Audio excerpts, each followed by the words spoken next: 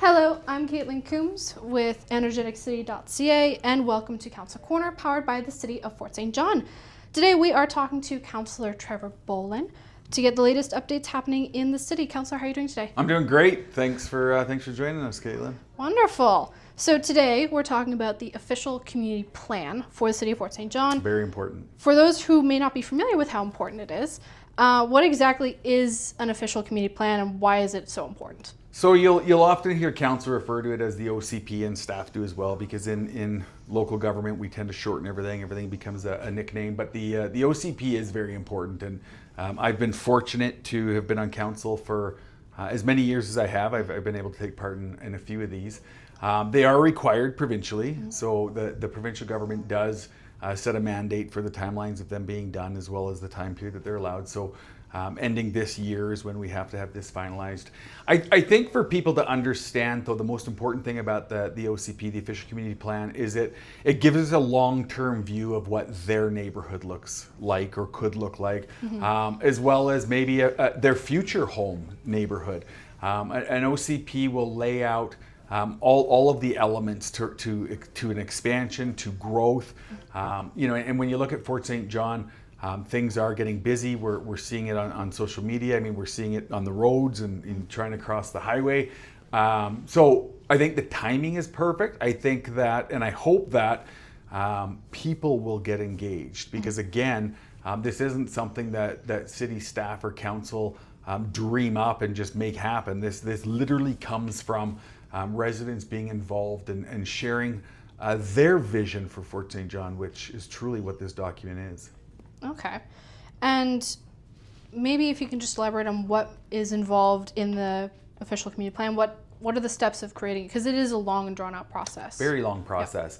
Yep. So I mean, it literally starts with staff compiling our previous one, which was not that long ago, right? So from looking at our previous one and then, kind of putting that path forward, there is the staff component of it. There is the meetings with council.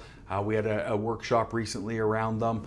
All of this is kind of done before it gets to the public side of things. So from there will be information on our website, our Facebook page, of course through the media as we deal with this in the meetings. I know that we will have staff and council at the block party and some of the local events, so that people can weigh in and kind of have a look at what it looks like 5 years from now, what it may look like 10 years from now. Fort St. John has always been fortunate to have a strong OC or official community plan designed by its residents. And I think that when I think back to even some of the first ones that we ever did, it was all about public engagement, and it was all about all of us coming together, whether you've lived here for 50 years or whether you've lived here for 5 months. I think it's that vision that we need to move forward. Okay. And you touched on it briefly because there are timelines. It is 15 years. Why is the plan being redone, and is it consistent 15 years or does it vary at all? It is a requirement under the provincial government. Yep. So what we're looking at right now is and I think that some of the changes we see in the provincial government from the zoning side of last year, I know we'd had one of these council corners on that, and of course there was lots of attention around it on social media, but the government sort of overstepped municipalities on allowable uses and zoning and whatnot. So from there, I would feel that this is the government ensuring municipalities have done all they can do to make housing more attainable and to look at affordability options and additional units, as far as maybe legal basement suites or different things like that. So the government then comes forward and says, listen, we need this by year end, sort of a thing, have this finalized for 2025. Any glaring issues from there of municipalities maybe not following course as Fort St. John has would then be able to be dealt with by them. Okay. And what comes next? You guys got an update in the August 25th council meeting. We did, Monday, yep. Yeah. What happens now, and what can residents expect to see kind of as things move along? It was a great update on Monday, Caitlin. Both Charlene and Charlie presented kind of where we're sitting at right now. After the workshop that council had, which was also a public workshop, So the members of the public could have come as well, and as they are our public meetings too. But from here now, it's about getting the community's feedback. So I know your guys' block party, what are we coming up, September 9th, 7th? 6th, I think. 6th for that. So I think that's going to be a big one. There's a ton of people that absolutely love your guys' event.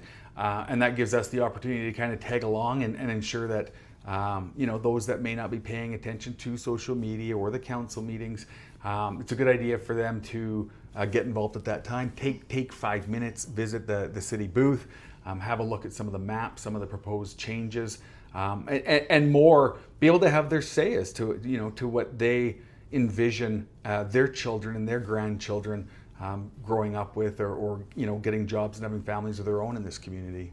All right. And outside of block party, because of course, if I understood correctly, you'll be gathering more information until like the end of the year. Yeah. Where can residents go to weigh in or learn about the plan, in person or online? I mean, number one is online is our website, right? The city's new website, which is a phenomenal website. There's a ton of information in it. From there, I know we're going to have a lot of information on, some of the feedback programs that are done. You'll see them on our social media page, the City of Fort St. John's page. I imagine you guys will probably share that as well. Asking your councillors, right? Your councillors are the ones that is the easiest form of democratic government that exists in Canada. Whether you see them in the grocery store, you see them uptown, you see them out doing their yards, stop and ask them what their feelings are, what they're looking for in the future. And then I know there's 4 or 5 other events which will be widely shared, both on the city's page as well as all the community pages, as to where people can get involved and have their say. All right. Well, thank you very much for joining me today, Councillor. Thanks for having me. All right. This has been Council Corner, powered by the City of Fort St. John. My name is Caitlin Coombs with Energeticcity.ca. We'll see you next time.